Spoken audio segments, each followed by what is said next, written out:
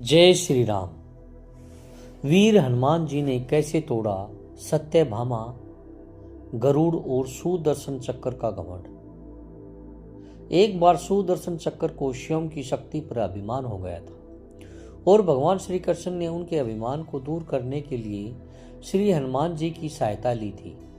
सुदर्शन चक्र को यह अभिमान हो गया था कि उसने इंद्र के वज्र को निष्क्रिय किया था। वह लोकालोक के अंधकार को दूर कर सकता है। भगवान श्री कृष्ण अंततः उसकी ही सहायता लेते हैं। भगवान अपने भक्तों का सदा कल्याण करते हैं, इसलिए उन्होंने हनुमान जी का स्मरण किया। तत्काल हनुमान जी द्वारिका आ गए। जान गए कि श्री कृष्ण ने क्यों बुलाया है। श्री कृष्ण और श्री राम दोनों एक ही हैं। वह यह भी जानते थे, इसलिए सीधे राज दरबार नहीं गए। कुछ कौतुक करने के लिए उद्यान में चले गए। वृक्षों पर लगे फल तोड़ने लगे। कुछ खाए, कुछ फेंके, वृक्षों को उखाड़ फेंका, कुछ को तोड़ डाला तथा वाटिकाओं को वीरान बना दिया। फल तोड़ना और फेंक देना हनुमान जी का मकसद नहीं था। वह तो श्री कृष्ण के संकेत से कौतुक कर रहे थे। बात श्री कृष्ण तक पहुंची। किसी वानर ने राज उद्यान को उजाड़ दिया है। श्री कृष्ण ने सेना अध्यक्ष को बुलाया, कहा आप सेना के साथ जाएं तथा उस वानर को पकड़ कर लाएं। श्री कृष्ण मन ही मन मुस्कुरा रहे थे। सेना अध्यक्ष सेना सहित तत्काल वाटिका पहुंचे तथा उन्होंने हनुमान जी को ललकार कर कहा, बाग क्यों उजाड़ रहे हो, फल क्यों तोड़ रहे हो, चलो तुम्हें श्री कृष्ण जी बुला रहे हैं। हनुमान जी ने सेनाध्यक्ष से कहा, मैं किसी कृष्ण को नहीं जानता, मैं तो श्री राम का सेवक हूँ, जाओ कह दो मैं नहीं आऊंगा। सेनाध्यक्ष क्रोधित होकर बोले, तुम नहीं चलोगे तो मैं तुम्हें पकड़ कर ले जाऊंगा। हनुमान जी ने सेनाध्यक्ष को पूंछ में दबोच कर कुछ दूर राजमहल की तरफ फेंक दिया। सेनाध्यक्ष ने दरबार में पहुंचकर भगवान को बताया, वह कोई साधारण वानर नहीं है, मैं उसे पकड़कर नहीं ला सकता। श्री कृष्ण ने हनुमान जी को कहलवा भेजा कि आपको श्री राम बुला रहे हैं तथा सुदर्शन चक्र को आदेश दिया, हे सुदर्शन जी, द्वार पर रहना, कोई बिना आज्ञा अंदर न आने पाए। अगर कोई बिना आज्ञा के अंदर आने का प्रयास करे तो आप उनका वध कर दें। श्री कृष्ण समझते थे कि श्री राम का संदेश सुनकर तो हनुमान जी एक पल भी नहीं रुक सकते। दरबार के द्वार पर सुदर्शन ने उन्हें रोक कर कहा, बिना आज्ञा अंदर आने की मनाही है। जब श्री राम बुला रहे हो तो हनुमान जी विलंब सहन नहीं कर सकते। हनुमान जी सुदर्शन को पकड़ा और इलायची की भांति दाढ़ में दबाकर मुंह में रख लिया। भगवान राम के स्वरूप में श्री कृष्ण जी सिंहासन पर बैठ गए। सिंहासन पर बैठे श्री राम को देखकर हनुमान जी श्री कृष्ण के चरणों में नतमस्तक हो गए। श्री कृष्ण ने हनुमान जी को गले लगा लिया। श्री कृष्ण ने हनुमान जी से पूछा, हनुमान तुम अंदर कैसे आए, किसी ने रोका नहीं? हनुमान जी से उत्तर दिया, रोका था भगवान सुदर्शन ने, मैंने सोचा आपके दर्शनों में विलंब होगा, इसलिए उनसे उलझा नहीं, उसे मैंने अपने मुंह में दबा लिया। यह कहकर हनुमान जी ने मुंह से सुदर्शन चक्र को निकालकर प्रभु के चरणों में डाल दिया। सुदर्शन चक्र का घमंड चूर हो चुका था। श्री कृष्ण यही चाहते थे। श्री कृष्ण ने हनुमान जी को हृदय से लगा लिया। हृदय से हृदय की बात हुई और श्री कृष्ण ने हनुमान जी को विदा कर दिया। परमात्मा अपने भक्तों में, अपने निकटतों में अभिमान रहने नहीं देते। अगर श्री कृष्ण ने हनुमान जी की सहायता से सुदर्शन चक्र का घमंड दूर न करते तो सुदर्शन जी परमात्मा के निकट नहीं रह सकते थे। परमात्मा के निकट रह ही वह सकता है जो मैं से रहित तो होकर न मैं जान लेता है, अर्थात न मैं को जान लेता है। न मैं का अर्थ ही है कि मैं कुछ नहीं हूँ, वर्ण परमेश्वर ही सर्वत्र है तथा उन्हीं परमेश्वर को मैं बारंबार नमन करता हूँ। अतः भक्ति मार्ग का पहला कदम है अहम और अभिमान रहित जीवन। संसार में किसी का कुछ नहीं, खामखा अपना समझना मूर्खता है, क्योंकि अपना होता हुआ भी कुछ भी अपना नहीं होता। इसलिए हैरानी होती है, घमंड होता है, किस लिए, किसका, क्यों? रुपए दान करने वाला यदि यह कहे कि उसने ऐसा किया है तो उससे बड़ा मूर्ख और कोई और नहीं। ऐसे भी हैं जो हर महीने लाखों का दान करते हैं लेकिन उसका जिक्र तक नहीं करते हैं, न करने देते हैं। वास्तव में जरूरतमंद और पीड़ित की सहायता ही दान है, पुण्य है। ऐसे व्यक्ति पर सरस्वती की सदा कृपा होती है। पर क्या किया जाए, देवताओं तक को अभिमान हो जाता है और उनके अभिमान को दूर करने के लिए परमात्मा को ही कोई उपाय करना पड़ता है। गरुड़, सुदर्शन चक्र तथा सत्यभामा को भी अभिमान हो गया था। भगवान श्री कृष्ण ने उनके अभिमान को दूर करने के लिए श्री हनुमान जी की सहायता ली थी। श्री कृष्ण ने अपनी पत्नी सत्यभामा को स्वर्ग से पारिजात लाकर दिया था और वह इसलिए अपने आप को श्री कृष्ण की अत्यंत प्रिय और अति सुंदर मानने लगी थी।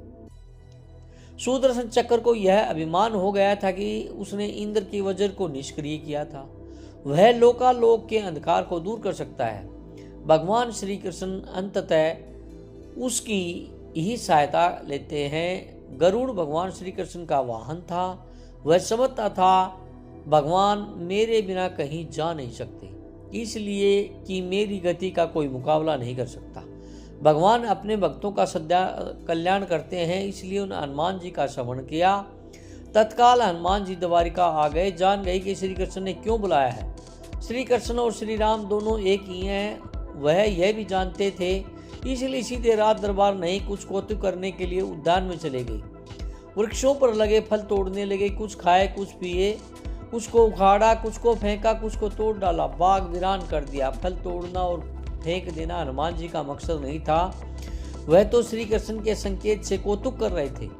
बात श्री कृष्ण तक पहुंची कि किसी वानर ने राज उद्यान को उजाड़ दिया है, कुछ किया जाए। श्री कृष्ण ने गरुड़ को बुलाया, कहा जाओ सेना ले आओ, उस वानर को पकड़कर मेरे पास लाओ। गरुड़ ने कहा प्रभु, एक मामूली वानर को पकड़ने के लिए सेना की क्या जरूरत है, मैं अकेला ही उसे मजा सिखा दूंगा। कृष्ण मन ही मन मुस्कुरा दिए, जैसा तुम चाहो, लेकिन उसे रोको। जाकर वनते गए। हनुमान जी को ललकारा, बाग क्यों उजाड़ रहे हो, फल क्यों तोड़ रहे हो, चलो तुम्हें श्री कृष्ण जी बुला रहे हैं। हनुमान जी ने कहा मैं किसी कृष्ण को नहीं जानता, मैं तो श्री राम का सेवक हूँ, जाओ कह दो मैं नहीं आऊँगा। गरुड़ क्रोधित होकर बोला तुम नहीं चलोगे तो मैं तुम्हें पकड़ कर ले जाऊंगा। हनुमान जी ने कोई उत्तर नहीं दिया। गरुड़ की अनदेखी कर वह फल तोड़ते रहे। गरुड़ को समझाया भी, वानर का काम फल तोड़ना और फेंकना है, मैं अपने स्वभाव के अनुसार ही काम कर रहा हूँ, मेरे काम में दखल मत दो। क्यों झगड़ा मोल लेते हो, जाओ मुझे आराम से फल खाने दो। गरुड़ नहीं माना। तब हनुमान जी ने अपनी पूंछ बढ़ाई और गरुड़ को दबोच लिया। उसका घमंड दूर करने के लिए कभी पूंछ को ढीला कर देते। गरुड़ कुछ सांस लेता और जब कसते तो गरुड़ के मानो प्राण ही निकल रहे।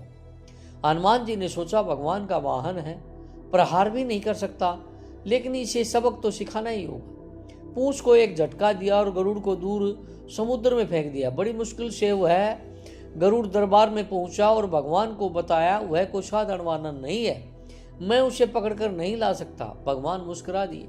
सोचा गरुड़ का घमंड तो दूर हो गया, लेकिन अभी इसके वेग के घमंड को चूर करना है। श्री कृष्ण ने कहा गरुड़ हनुमान जी का भक्त है, इसलिए नहीं आया। यदि तुम कहते कि श्री राम ने बुलाया है तो फौरन भागे चले आते। हनुमान अब मल्य पर्वत पर चले गए हैं, तुम तेजी से जाओ और उससे कहना श्री राम ने उन्हें बुलाया है। तुम तेज उड़ सकते हो, तुम्हारी गति बहुत है, उसे साथ ही ले आना।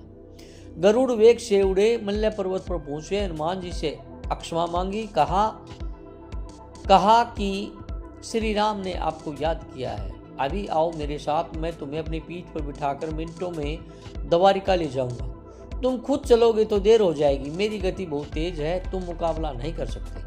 हनुमान जी मुस्कुराए, भगवान की लीला समझ गए। कहा तुम जाओ, मैं तुम्हारे पीछे ही आ रहा हूँ। द्वारिका में श्री कृष्ण का राम रूप धारण कर सत्यभामा को सीता बना सिंहासन पर बैठ गए। सुदर्शन चक्र को आदेश दिया, द्वार पर रहना, कोई बिना आज्ञा अंदर न आने पाए। श्री कृष्ण समझते थे कि श्री राम का संदेश सुनकर तो हनुमान जी एक पल भी नहीं रुक सकते, अभी आते ही होंगे। गरुड़ को तो हनुमान जी ने विदा कर दिया और स्वयं उससे भी तीव्र गति से उड़कर गरुड़ से पहले ही द्वारका पहुंच गए। दरबार के द्वार पर सुदर्शन ने उन्हें रोक कर कहा बिना आज्ञा अंदर जाने की मनाही है। जब श्री राम बुला रहे हो तो हनुमान जी विलंब सहन नहीं कर सकते। सुदर्शन को पकड़ा और मुंह में दबा लिया। अंदर गए, सिंहासन पर श्री राम और सीता जी बैठे थे। हनुमान जी समझ गए, श्री राम को प्रणाम किया और कहा प्रभु आने में देर तो नहीं हुई। साथ ही कहा प्रभु माँ कहाँ है, आपके पास आज कौन दासी बैठी है, सत्यभामा ने सुना तो लज्जित हुई, क्योंकि वह समझती थी कि कृष्ण द्वारा पारिजात लाकर दिए जाने से वह सबसे सुंदर स्त्री बन गई है। सत्यभामा का घमंड चूर हो गया। उसी समय गरुड़ तेज गति से उड़ने के कारण आगते हुए दरबार में पहुंचा। सांस फूल रही थी, थके हुए से लग रहे थे, और हनुमान जी को दरबार में देखकर तो वह चकित हो गए। मेरी गति से भी तेज गति हनुमान जी दरबार में पहुंच गए। लज्जा से पानी पानी हो गए। गरुड़ के बल का और तेज गति से उड़ने का घमंड चूर हो गया। श्री राम ने पूछा, हनुमान तुम अंदर कैसे आए? किसी ने रोका नहीं? रोका था भगवान सुदर्शन ने। मैंने सोचा आपके दर्शन में विलंब होगा, इसलिए उनसे उलझा नहीं, मैंने उन्हें अपने मुंह में दबा लिया था। और यह कहकर हनुमान जी ने मुंह से सुदर्शन चक्र को निकाल प्रभु के चरणों में डाल दिया। तीनों के घमंड चूर हो गए। भगवान श्री कृष्ण यही चाहते थे। श्री कृष्ण ने हनुमान जी को गले से लगाया, हृदय से हृदय की बात हुई और उन्हें विदा कर दिया। परमात्मा अपने भक्तों में, अपने निकटों में अभिमान रहने नहीं देते। श्री कृष्ण सत्यभामा, गरुड़ और सुदर्शन चक्र का घमंड दूर न करते तो परमात्मा के निकट नहीं रह सकते थे। और परमात्मा के निकट रह ही वह सकता है जो मैं और मेरी से रहित है। श्री राम से जुड़े व्यक्ति में कभी अभिमान हो ही नहीं सकता। न श्री राम में अभिमान था, न उनके भक्त हनुमान में। न श्री राम ने कहा कि मैंने किया है, और न हनुमान जी ने ही कहा कि मैंने किया है। इसलिए दोनों एक हो गए, न अलग थे न अलग रहे। अगर आपको यह वीडियो अच्छी लगी हो तो प्लीज़ लाइक, सब्सक्राइब एवं कमेंट जरूर करिएगा। जय श्री राम लिखकर।